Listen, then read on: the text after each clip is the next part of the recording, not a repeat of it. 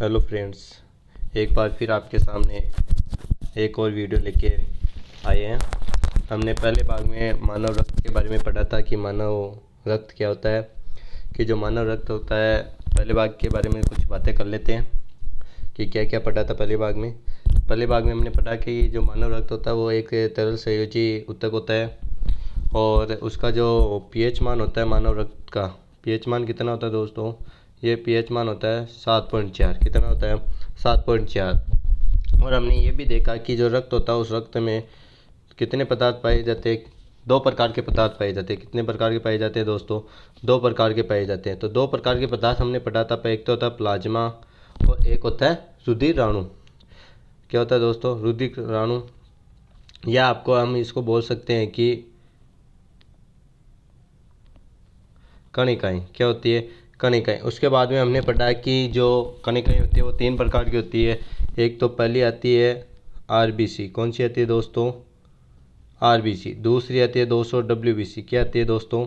WBC. तीसरी आती है प्लेटलेट्स। कौन सी आती है दोस्तों?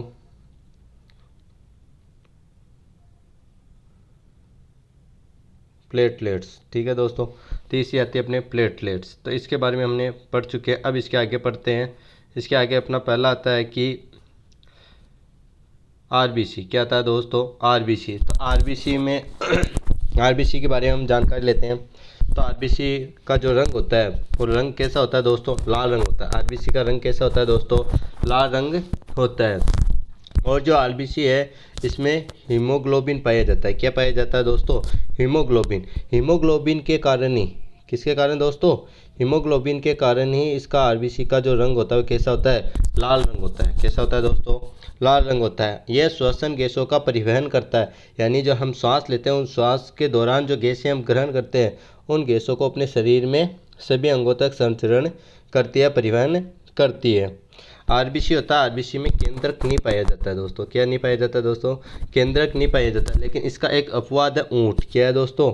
ऊँट। जो ऊँट होता है उस ऊँट में की आरबीसी जो होती है, ऊँट की जो आरबीसी होती है उसमें क्या पाया जाता है दोस्तों? केंद्रक पाया जाता है। क्या पाया जाता है दोस्तों? केंद्रक। केंद्रक पाया जाता है किसकी आरबीसी में? ऊँट की आरबीसी में। किसकी आरबीसी में पाया जाता है दोस्तों? ऊँट की में। इसके बाद आता है कि जो आरबीसी का जीवन काल है, किसका? आरबीसी का जो जीवन काल है वो कितना होता है दोस्तों? 120 दिन। आरबीसी का जो जीवन काल हो कितना होता है दोस्तों? 120 दिन होता है। रक्त के प्रति मिलियन लीटर में इसकी संख्या 5 से 5.5 मिलियन होती है। यानी जो रक्त होता है उसके प्रति मिलियन, यानी एक जो रक्त के प्रति मिलीलीटर में, सॉरी दोस्तों, रक्त के प्रति मिलीलीटर में इसकी जो मात्रा होती है 5 से 5.5 मिलीलीटर होती है। और आरबीसी को इरेथ्रोसाइट्स भी कहते हैं। आरबीसी का जो दूसरा नाम है वो क्या दोस्तों? इरेथ्रोसाइट्स भी कहते हैं। एक बात और दोस्तों कि जो आरबीसी होता है उस आरबीसी का जो निर्माण है, आरबीसी का जो निर्माण है,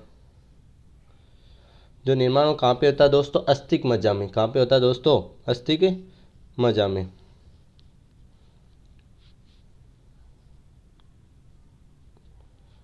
अस्थिक मज्जा में आरबीसी का निर्माण होता है। तो ये हमने आरबीसी के बारे में पढ़ा था दोस्तों। एक और आता है कि दोस्तों जो आरबीसी होता है उस आरबीसी की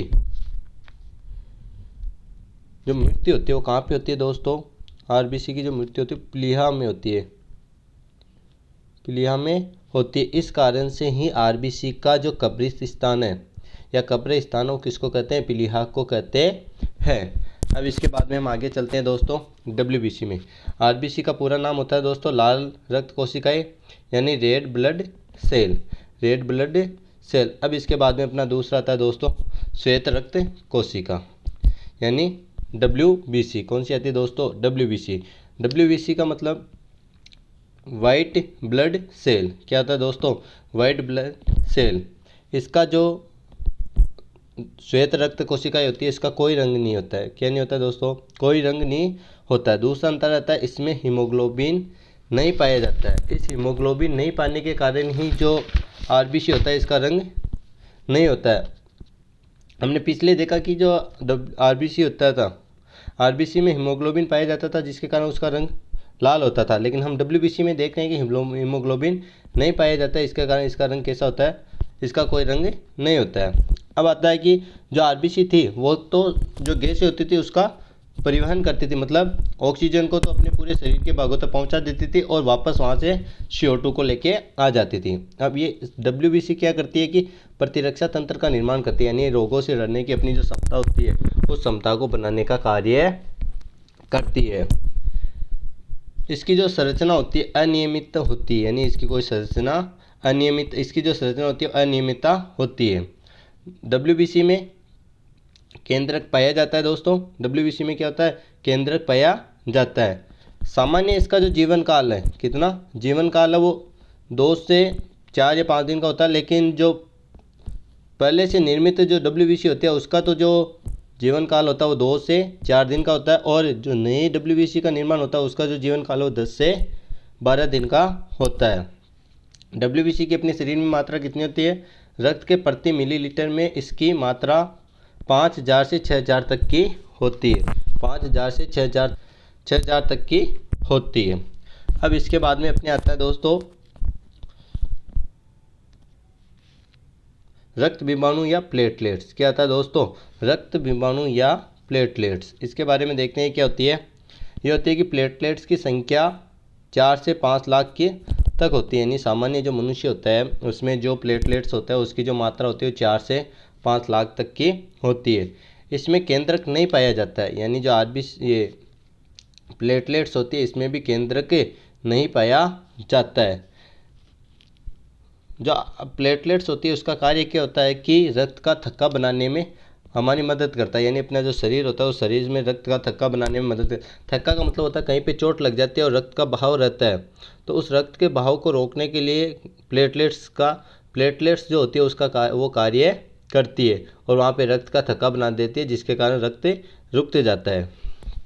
प्लेटलेट्स की कमी से डेंगू रोग होता है। कौन सा रोग होता है दोस्तों, डेंगू रोग होता है, यानी जो अपनी प्लेटलेट्स है वो कम हो जाती है तो कौन सा रोग हो जाता है अपने को, डेंगू रोग हो जाता है।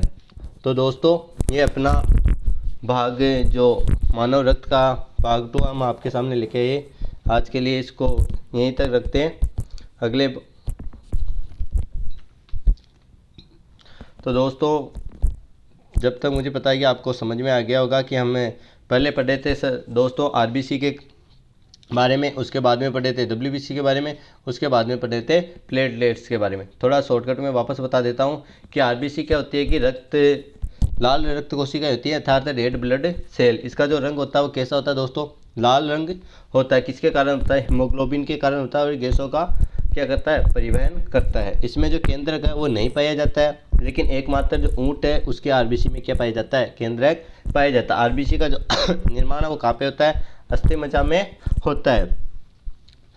इसका जो जीवन काल है RBC का वो कितना आता है, 120 दिन। अब आता है WBC का कोई रंग नहीं होता है और इसमें हीमोग्लोबिन की उपस्थिति नहीं होता है। ये प्रतिरक्षा तंत्र का निर्माण करती है, यानी अपने इस कारण से श्वेत जो रक्त कोशिकाएं होती है इसको सैनिक कणिकाएं भी कहते हैं, सैनिक रक्त कोशिका भी कहते हैं, क्योंकि अपने शरीर में की रक्षा करती है, प्रतिरक्षा की जो तंत्र होता है उसका निर्माण करती है। इस कारण से इसमें केंद्रक पाया जाता है। श्वेत जो रक्त कणिकाएं होती है इसका जीवन काल 2 से 4 दिन होते हैं, जो पुरानी होती है उनका, और जो नए निर्मित होती है उनका 10 से 12 दिन होती है। इसके बाद आता है प्लेटलेट्स की जो संख्या 4 से 5 लाख होती है। इसमें केंद्रक नहीं पाया जाता है, ये अपने रक्त को थक्का बनाने में मदद करती है। इसकी कमी से अपने को क्या होता है, डेंगू रोग हो जाता है। इसकी कमी कैसे पता चलता है, मान लो अपने को अगर कहीं लग जाती है, अगर जल्दी से रक्त का थक्का नहीं बनता, अगर रक्त नहीं रुकता तो इसका मतलब है अपने शरीर में किसकी कमी हो चुकी है, प्लेटलेट्स की कमी हो चुकी है। तो दोस्तों अगर वीडियो आपको पसंद आई है तो लाइक करिए और कमेंट करिए।